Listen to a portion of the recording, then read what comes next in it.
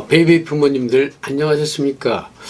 오늘은 비비님들의 10대였을 적에 어떤 추억이 있었는지를 살펴보고 그 추억을 되살려 평안한 노후 생활을 하시는데 조금이라도 행복을 드리기 위해 제작해 보았습니다. 베이비 부모들 중에서 특히나 58년 개띠 하도 많이 들어 친숙함을 넘어서 고유명사처럼 귀에 익숙한 말입니다. 그에 출생한 사람들은 을의 나이를 소개할 때에도 연도와 띠를 묶어서 특별함을 부각하시기도 하거든요. 그 속에는 격동의 현대사를 온몸으로 겪으면서 치열한 삶을 살아왔다는 자부심이 깔렸다고 느끼시는 것 같습니다. 그렇기 때문에 우리 사회에서 58년생의 의미는 남다르지요.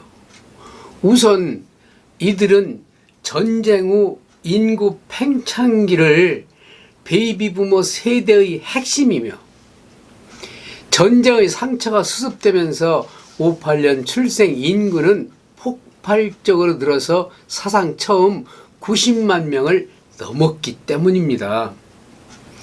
요즘 출산 인원은 27만 명 정도를 생각하면 엄청난 숫자라고 생각합니다.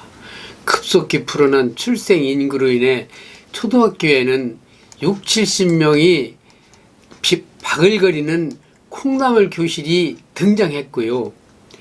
오후반, 오전반으로 교실을 나누어서 쓰는 이부제 수업도 했거든요.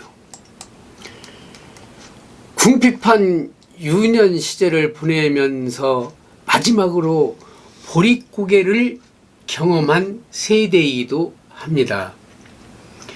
유신정권 몰락과 5공화국 탄생의 정치 격변기를 경험했고 사회의 그 중추적인 역할을 하던 39세 때는요, IMF라는 코로나와 버금가는 사회 위기를 겪으시면서 거리에 내몰리는 아픔도 맛본 세대라서 아마 특별한 의미를 부여하는 것 같습니다. 그렇지만 한강의 기적으로 불리는 초고속 성장기를 거치면서 요즘보다는 어렵지 않게 일자리를 구했고 장사나 사업도 호황을 누려서요, 부를 축적할 기회가 그만큼 많았던 세대이기도 합니다. 어서 빨리 코로나가 잡혀 2019 이전으로 되돌아가고 싶은 심정입니다. 오늘은 58년 그들이 10대 때는 일명 뺑뺑이로 불리는 고등학교 평준화가 시행돼서요, 시험 없이 고등학교에 진학한 첫 세대이기도 합니다. 그들이 고교 생활은 박정희 대통령 시절이었습니다. 유신헌법을 만들고 군사문화가 사회 전반에 광범위하게 작용하던 시절, 이런 환경 속에서 나름의 미래를 꿈꾸며 주어진 의무를 다하며 살았겠지요. 고교 시절이니까 정치에는 별 관심이 없는 시절이 되겠습니다. 남녀 비비님들이 10대일 적에 시골은 새마을 사업에 4H라는 이렇게 모자, 이렇게 녹색 모자를 탁 쓰고 농촌 사람들은 새벽 종이 울렸네, 새 아침이 밝았네, 너도 나도 일어나 새마을을 가꾸세라는 그 동네마다 설치된 지그럭지그럭하는 그 확성기 방송을 들으면서 하루 일과를 시작했던 때입니다. 태비증산, 소주, 밀식, 반공, 방첩, 재건이라는 그 말들이 난무하던 시절이었죠. 지금 생각하면 우리 시골 쓰러져가는 초가지붕을 과감하게 벗겨내고 스레트로 얹어서 주홍색 아니면 청색 지붕으로 페인트 칠을 싹 해서 마치 청와대처럼 변해버린 70년대 농촌은 참 못 살았습니다. 그때 어린 시절 저도 퇴비 증상은 대충 알겠는데 소주 밀식은 뭐지? 하면서 소주 마시고 밀을 심으란 건가? 했던 어린 시절에 단순했던 마음 또 생각이 나네요. 어쩌다 읍내 장날 부모님을 따라간 거리에 성병이라고 빨간 글씨로 크게 써붙인 그 의미를 아무리 생각해도 몰랐던 어린 시절도 있었으니까요. 자료를 찾아보면요. 1970년도 우리나라 1인당 국민소득이요. 2,600달러랍니다. 3.1 운동을 하는 그 와중에서 서울에서 삼풍백화점이 붕괴되고 성수대교도 붕괴되고 사회가 매우 그 급성장하는 과정에서 부실건설도 많았던 때입니다. 지금 60대 중반이 돼버린 우리들의 옛 추억, 야외전척 틀어놓고 젊음을 발산하고 나팔바지, 일자바지, 교문은 뭐 삐딱하게 쓰고 여고생들과 함께 유원지 뒤쪽에서 트위스트를 추면서 신나게 놀았던 생각도 납니다. 기타 하나 전총 하나 갖고 가는 야외 미팅은 지금 생각만 해도 웃음이 나고 왜 그리 그 여고생이 예뻤던지 만나보고 싶은데요. 그녀도 지금쯤이면 60대 중후반은 됐을 거라 생각하니 정말 까마득한 시절입니다. 분명 어디선가 정원을 거닐며 그 시절에 가끔은 생각하면서 지난날 여고 시절을 그려보고 있으시겠죠. 하얀 카라에 그냥 곤색 교복, 단정히 신은 흰 양말에 학생화 단화라고 했고요. 양갈래로 딴 머리는 아침 햇살에 반짝이며 철길을 건너오던 그 여고생은 지금쯤 와한 노후생활을 하고 계실지 아니면 병과 싸워가며 요양원에서 가족면회도 못하는 현 코로나 시대를 원망하면서 두 줄기 눈물을 빙그르르 흘리고 계시지는 않을지 생각만 해도 안타까울 따름입니다.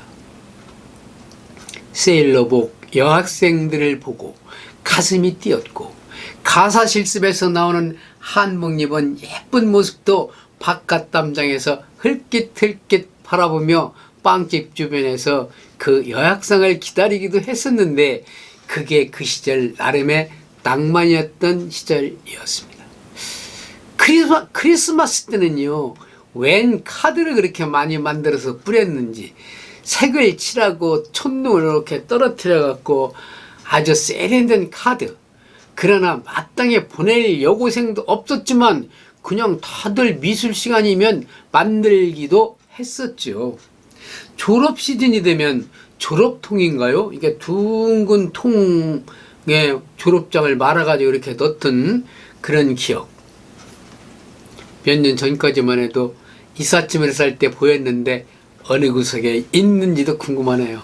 그때요, 졸업을 축하하는 무슨 축하 편지, 사인, 뭐라 해갖고 인쇄해서 돌렸는데 그 내용은 취미가 뭐냐, 뭐 좋아하는 사람이 있느냐, 나에게 해주고 싶은 말은 뭐냐 하면서 그런 내용으로 예쁜 색깔의 편지지를 돌렸는데 그 이름이 뭔지 지금도 가뭇가뭇합니다. 그런 일들을 했거든요. 뭐라고 했는데 졸업 사인이라 했던가요? 아무튼 잘 생각이 안 나는데요. 저희가 고등학교 때까지 사용하던 수학의 정석은 멀리하면서 개구멍으로 극장을 가서 학생부장 선생님께 잡히던 친구들. 지금 생각하면 성인 영화도 아니었는데 키스씬만 나와도 우하며 고개를 돌렸던 시절. 지금은 안방 연속극에서도 자유주제로 나오는 그런 시절인데요. 몇몇이 화장실로 들어가서 양담배라고 자랑하며 나눠 피던 건달기 많았던 친구들도 지금 어디선가 중추적 역할을 하면서 살아가고 계시겠지요. 은퇴란 걸 하셔서. 그리고 밴드부 고족대 친구들은 그때도 참 멋졌습니다. 유니폼을 팍 입고 막 거리 가서 나가서 친구들을 먼 발치에서 볼 때면 참으로 멋져 보이는 시절 참 많은 추억이 있네요. 결혼 시간은 왜 이렇게 자주 돌아오는지 결혼 시간이 제일 귀찮았고 결혼복에 보기도 싫었던 생각이 나기도 합니다. 결혼 시간에는 반은 기합으로 시작해서 기합으로 끝나는 경우가 많았거든요. 70년대 들어서면서 텔레비전 보급이 막 이제 되기 시작했잖아요. 그때 영화는 점점 제작 편수는 줄어들고 그때 트로이카 남정님과 문희가 결혼을 발표하는 이유로 영화계를 은퇴도 했고 그나마 윤정이가 한국영화 여배우의 1인자로 되어가던 상황이 펼쳐지는 속에서 홍콩 영화 특히 이소룡과 헐리우드 영화 석양의 건멜, 석양의 돌아온 무법자 말 달리며 막 총을 쏘며 질풍같이 내달리는 그 멋진 장면들 그렇게 멋일 수 없었어요. 전 그 당시 초원의 집이라는 영화에 너무 감동을 받아서 그때부터 문학을 했던 것 같습니다. 글을 쓰는 사람이라면 신춘문예 당선이 꿈이던 때 그래서 4번 정도 도전한 끝에 저도 신춘문예에 성공했습니다. 제 자랑 같아서 조금 죄송하지만요. 70년대 문희, 윤정이, 남정님 그리고 뒤를 잇는 그 스타 여배우 70년대 중반부였는데요. 그녀들이 등장하기 전에 스타 여배우로는요. 제일 먼저 안인숙을 꼽을 수 있습니다. 왜냐면요. 별들의 고향에서 주연이었으니까요. 52년생 안인숙은 74년 이장호 감독의 영화 데뷔이자 70년대 멜로 영화의 최고봉으로 꼽히는 별들의 고향에서 순진하고 발랄하지만 결국 남자들에게 버림받는 경아 캐릭터를 연기해 초유의 대히트를 기록했죠. 재작년인가요? 그 유명했던 신성을 배우님이 타계하셨죠.